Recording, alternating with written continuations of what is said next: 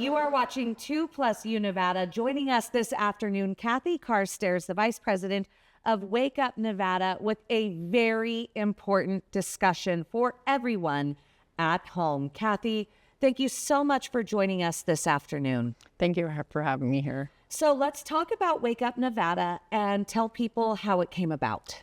So Wake Up Nevada was founded in 2020 by Darcy Patterson. Her daughter overdosed on her 21st birthday in 2017. She needed to find a way so other parents didn't feel like we did.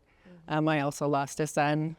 So I joined Wake Up Nevada in 2021, and we've just been going hard ever since. And not only have you lost a son, but you've also lost a number of family members due to fentanyl being out there. Yes, I lost 2 nephews, a great niece. My 10.5-month-old granddaughter touched the surface. She overdosed on methadone, fentanyl, but it took 9 doses of Narcan, and it did save her life. Thank God for that. Yes. You know, and you and I were just talking, and it's terrifying, but it's information that we need to have as families in our community.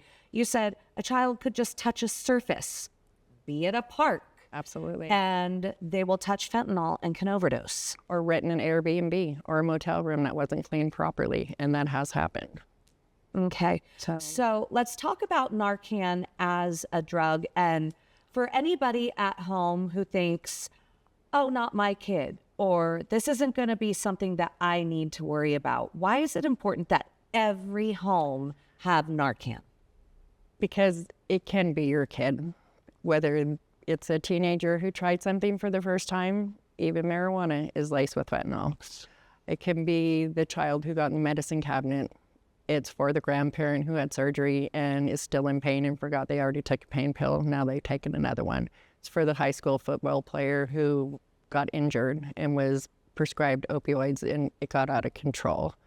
And unfortunately, it affects everybody. It's affected our police force. They're doing searches. They have overdosed on fentanyl just from coming in contact. They've sent their police dogs in on warrants. Dogs don't come out. Handlers go in, and they've overdosed. And Narcan has saved them as well.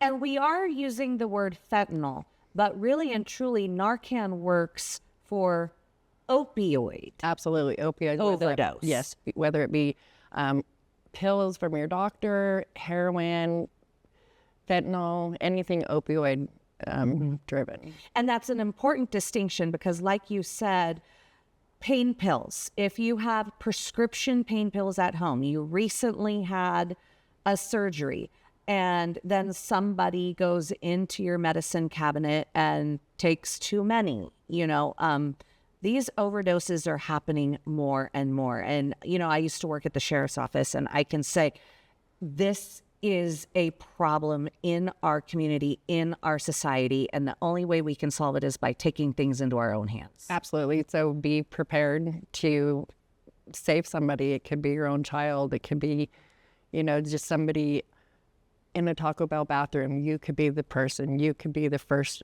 responder while waiting for emergency assistance to get there.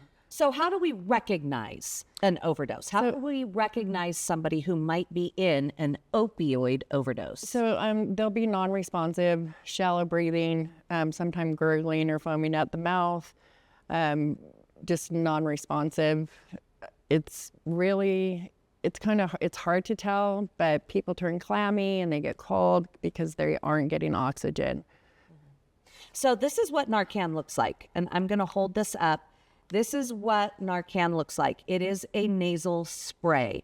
And so it's got like a thumb depressor right here in the center. You put your 2 fingers here and you pinch up like so to give this nasal spray to someone. And as you mentioned with your grandchild, you said that it could take multiple doses of Narcan. But if somebody has to administer Narcan, show us on your crash test dummy what it looks like. So if you come across a person that isn't responding, you want to try to see if they're able to speak or move at all. You can also try a sternum rub. That's right here. That usually, if the person is not overdosing, they will flail around a little bit. Because a sternum rub is designed to be somewhat painful to get a response. Absolutely. Absolutely. So you would make sure the person is flat on the ground, tilt their head back just a little bit to open that airway. You're going to put Narcan here, push this button. It is just a nasal spray, just like that.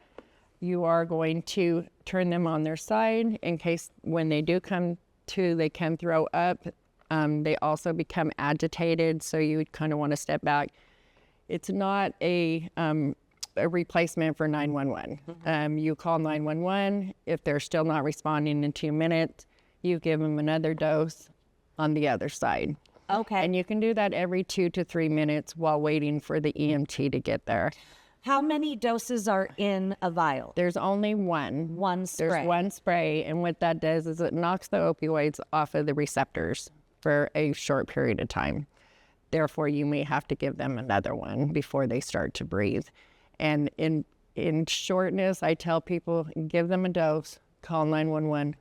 They're going to walk you through the absolute rest until they can get there. Just don't leave that person alone. Okay, so Wake Up Nevada, a very important resource for families in Northern Nevada.